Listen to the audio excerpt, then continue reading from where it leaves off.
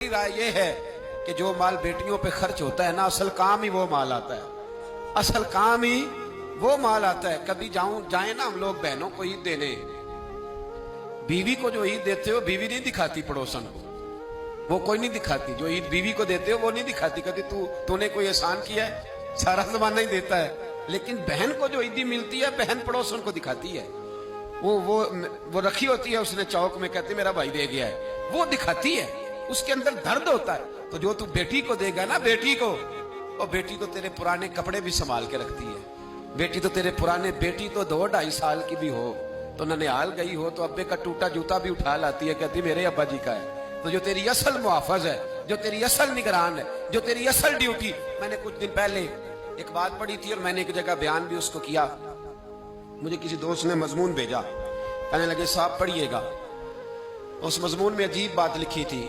एक शख्स का इंतकाल हो गया तो वो एक शख्स का पार्टनर था, कारोबार करता था, बड़ी अच्छी उनकी दोस्ती थी, ताल्लुकात थे। लेकिन जब वो फौत हुआ, जनाजा हो गया, तो उसने अजीब बात कर दी। उसके पार्टनर ने, उसके शराकतदार ने, उसने कहा कि मैंने मरने वाले से 45 लाख रुपया लेना है, इसके वारिस पहले पैसे दें फिर दफन करने दूंगा। कितने पैसे? 45 लाख रुपया, पहले पैसे रखो फिर दफन करने दो। उसने बात कर दी, मसला बन गया। घर जाके बताया, खबर दी कि वही तुम्हारे 2-3 बेटे भी शरीक थे, भाई भी शरीक थे। जब कहा कि मैं नहीं दफन करने देता तो वो बेटे और भाई कहने लगे कि हमें तो पता है नहीं भाई जान ने कितने पैसे देने, ऐसे जो मुंह उठा के आएगा हम पैसे दे देंगे। पहले तहकीक होगी, तफ्तीश होगी, देने भी हैं कि नहीं देने, इतनी बड़ी रकम है। किसी ने घर जाके बता दिया, बेटी एक ही थी। उसको बताया तेरे अब्बे को दफन नहीं करने दे रहे, कहने पहले पैसे रख। तो बेटी अमीर बाप की थी तो जरा अमीर घर में ब्याही गई, उसने सारा ही जेवर उतार के दिया।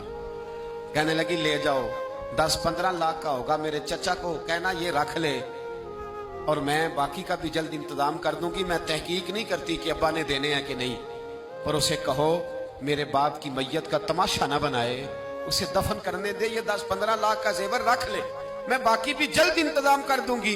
बेटी ने जब वो भेजा ना 15 लाख का जेवर और उसके उस पार्टनर को दिया तो पकड़ के रोने लगा और हाथ बांध के कहने लगा सारे मुझे माफ कर दो, मेरी मजबूरी थी, मैंने ये कहानी बनाई है।